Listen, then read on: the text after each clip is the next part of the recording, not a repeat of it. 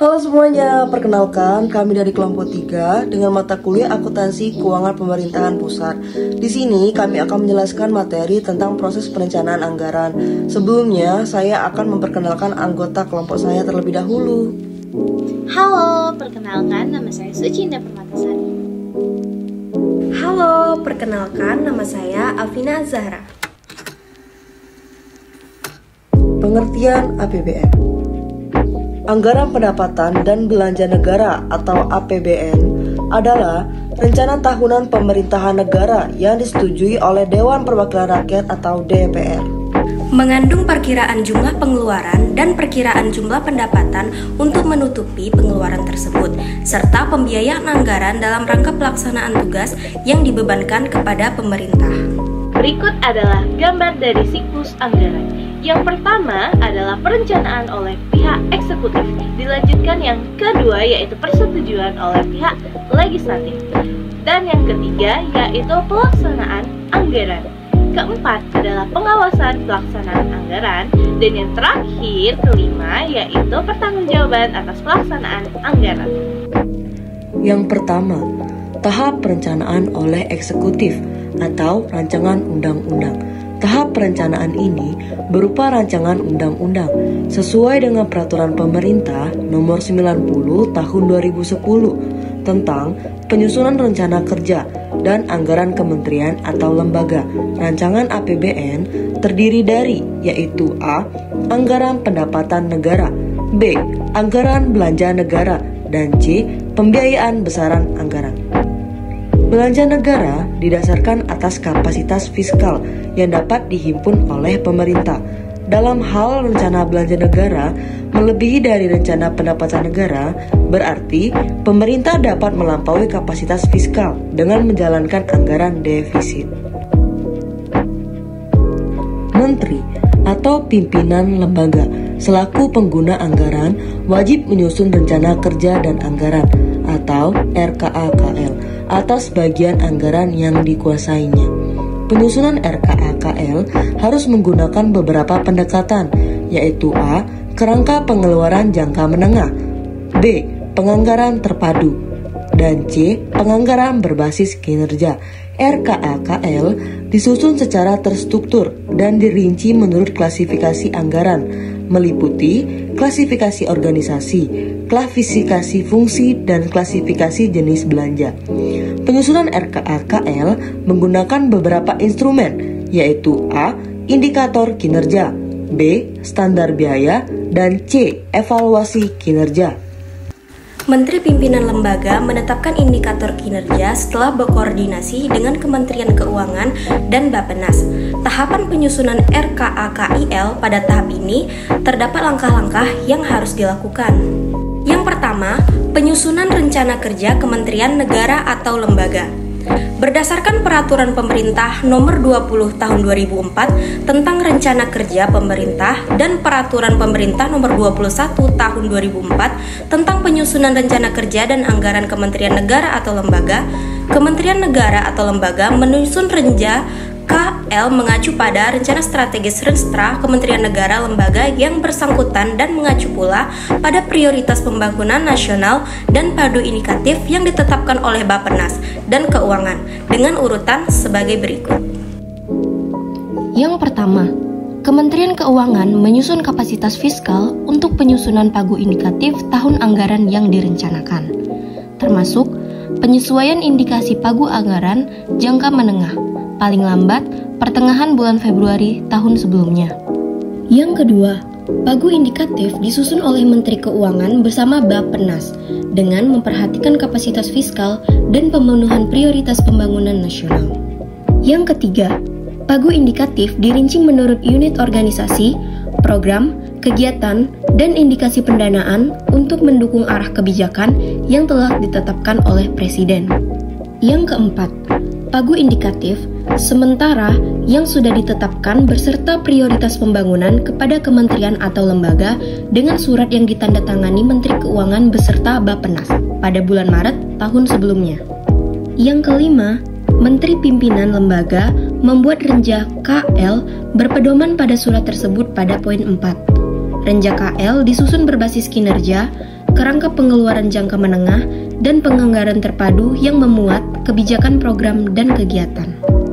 Kemudian yang keenam, penyusunan renjang KL dilakukan terlebih dahulu pertemuan 3 pihak, yaitu Kementerian Lembaga Teknis, Perencanaan, dan Kementerian Keuangan.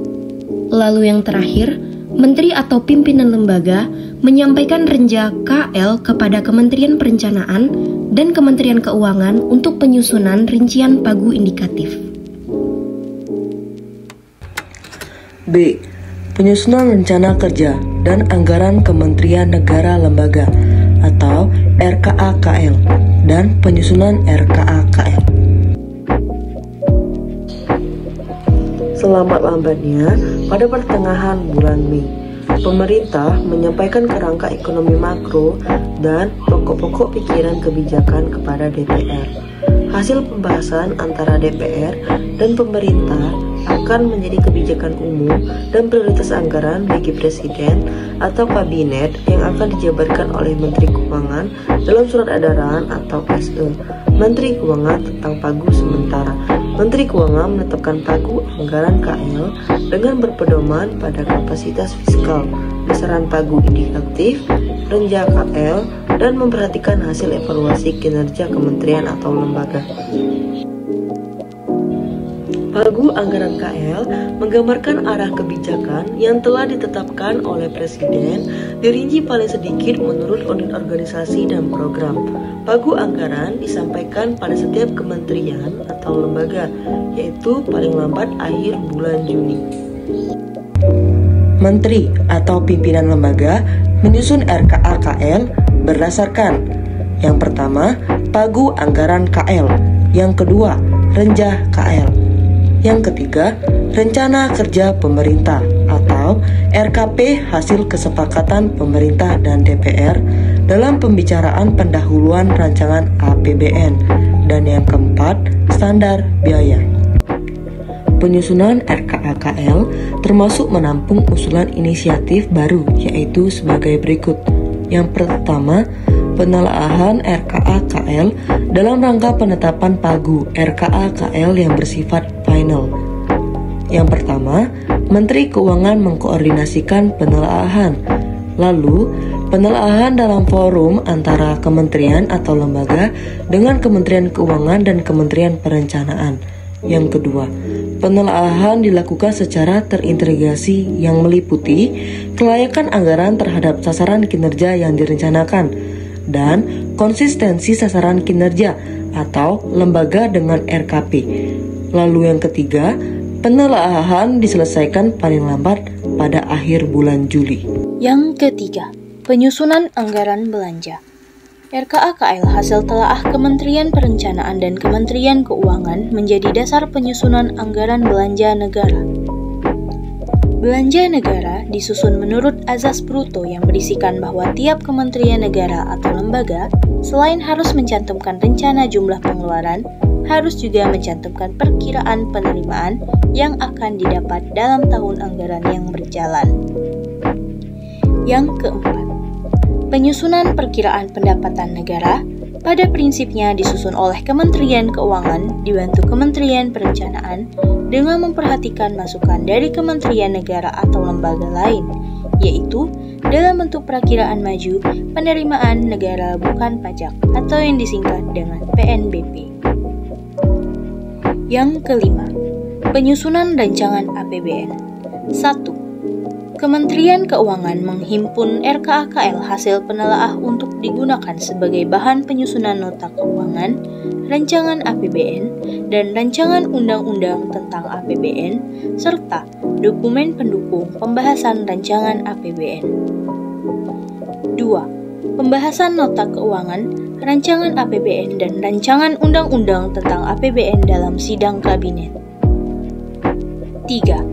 Nota keuangan, rancangan APBN, dan rancangan undang-undang tentang APBN disampaikan oleh pemerintah kepada DPR pada bulan Agustus. Yang kedua, tahapan persetujuan anggaran oleh legislatif atau undang-undang APBN. Nota keuangan dan rancangan APBN beserta himpunan RKA-KL yang telah dibahas dalam sidang kabinet disampaikan pemerintah kepada DPR selambat-lambatnya pada pertengahan bulan Agustus untuk dibahas dan ditetapkan menjadi Undang-Undang APBN selambat-lambatnya pada akhir bulan Oktober. Penyelesaiannya melalui beberapa tingkat, yaitu sebagai berikut.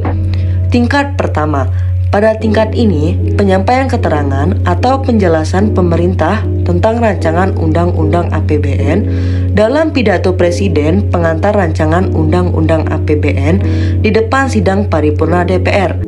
Tingkat 2, pada tingkat ini dilakukan pandangan umum dalam rapat paripurna DPR di mana masing-masing fraksi mengemukakan pendapatnya mengenai rancangan Undang-Undang Anggaran Pendapatan dan Belanja Negara atau RUU APBN dan keterangan pemerintah. Jawaban pemerintah atas pandangan umum tersebut biasanya diberikan oleh Menteri Keuangan. Tingkat 3. Pada tingkat ini dilakukan pembahasan dalam rapat komisi, rapat gabungan komisi atau rapat panitia khusus. Pembahasan dilakukan bersama-sama pemerintah yang diwakili oleh Menteri Keuangan. Tingkat 4. Pada tingkat ini diadakan rapat paripurna DPR yang kedua. Pada rapat ini disampaikan laporan hasil pembicaraan pada tingkat 3 dan pendapat akhir dari masing-masing fraksi DPR. Selanjutnya, DPR menyetujui RUU APBN. Pada kesempatan ini, DPR mempersilakan pemerintah yang diwakili oleh Menteri Keuangan untuk menyampaikan sambutannya berkaitan dengan keputusan DPR. RUU APBN yang telah disetujui dan disahkan oleh Presiden menjadi UU APBN. Tahap pelaksanaan anggaran oleh eksekutif. 3. Tahap pelaksanaan anggaran oleh eksekutif. A. Undang-Undang APBN yang disetujui oleh DPR dan disahkan oleh Presiden. Sudah disusun dengan rinci sampai dengan unit organisasi, fungsi, program, kegiatan, dan jenis belanja. B. Setiap pergeseran antar unit organisasi, antar kegiatan, dan antar jenis belanja harus mendapat persetujuan DPR. C.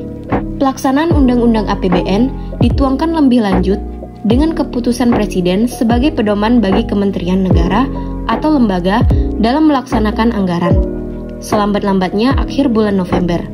Kepres tentang rincian APBN ini menjadi dasar kementerian, negara, atau lembaga untuk mengusulkan konsep dokumen pelaksanaan anggaran kepada Menten Keuangan selaku Bendahara Umum Negara atau BUN. D. Menteri Keuangan mengesahkan dokumen pelaksanaan anggaran selambat-lambatnya tanggal 31 Desember. Dengan dokumen pelaksanaan anggaran tersebut, mulai 1 Januari tahun anggaran berikutnya, Kementerian Negara Lembaga dapat melaksanakan penerimaan dan pengeluaran yang berkaitan dengan bidang tugasnya. 4. Tahap pengawasan pelaksanaan anggaran. Keputusan Presiden Nomor 72 Tahun 2004 tentang pedoman pelaksanaan APBN pada bab 9 memuat hal-hal yang mengatur pengawasan pelaksanaan APBN. Pada tahap ini, pengawasan terhadap pelaksanaan APBN dilakukan oleh atasan atau kepala kantor satuan kerja kementerian negara atau lembaga dalam lingkungannya. Selain pengawasan yang dilakukan oleh pihak eksekutif, terdapat pula pengawasan yang dilakukan oleh DPR atau legislatif baik secara langsung maupun tidak langsung. Pengawasan secara langsung dilakukan melalui mekanisme monitoring berupa penyampaian laporan semester 1 kepada DPR. Laporan tersebut harus pula mencantumkan prognosa untuk semester 2 dengan maksud agar DPR dapat mengantisipasi kemungkinan ada atau tidaknya APBN perubahan untuk tahun anggaran yang bersangkutan. Pengawasan tidak langsung dilakukan melalui penyampaian hasil pemeriksaan BPK atas pelaksanaan APBN kepada DPR. Pemeriksaan yang dilakukan BPK menyangkut tanggung jawab pemerintahan dalam melaksanakan APBN. 5. Tahap pertanggungjawaban atas pelaksanaan anggaran. Presiden menyampaikan rancangan undang-undang tentang pertanggungjawaban pelaksanaan APBN berupa laporan keuangan yang disusun atas dasar realisasi yang sudah diaudit dan diberi opini oleh BPK. Laporan keuangan disiapkan selambat-lambatnya 6 bulan setelah berakhirnya APBN tahun anggaran yang bersangkutan. Laporan keuangan terdiri dari laporan realisasi anggaran, neraca, laporan arus kas, dan catatan atas laporan keuangan yang disertai laporan perusahaan, negara, dan badan lainnya. Kesimpulan, anggaran pendapatan dan belanja negara atau biasa yang kita kenal dengan APBN adalah rencana keuangan tahunan pemerintah negara yang disetujui oleh Dewan Perwakilan Rakyat atau DPR, mengandung perkiraan jumlah pengeluaran dan perkiraan jumlah pendapatan untuk menutupi pengeluaran tersebut, serta pembiayaan anggaran dalam rangka pelaksanaan tugas yang dibebankan kepada pemerintah. Pada proses perencanaan anggaran, ada 5 tahap siklus perencanaan anggaran yang diberi tugaskan dan dibebankan kepada pemerintah, yaitu yang pertama, tahap perencanaan anggaran oleh eksekutif, yang kedua, tahap persetujuan anggaran oleh legislatif, yang ketiga, tahap pelaksanaan anggaran, yang keempat, tahap pengawasan pelaksanaan anggaran, dan yang kelima, tahap pertanggungjawaban pelaksanaan anggaran. Dengan adanya proses perencanaan anggaran ini bertujuan untuk menyatakan harapan atau sasaran perusahaan secara jelas dan formal, sehingga bisa menghindari kerancuan dan memberikan arah terhadap apa yang hendak dicapai oleh manajemen.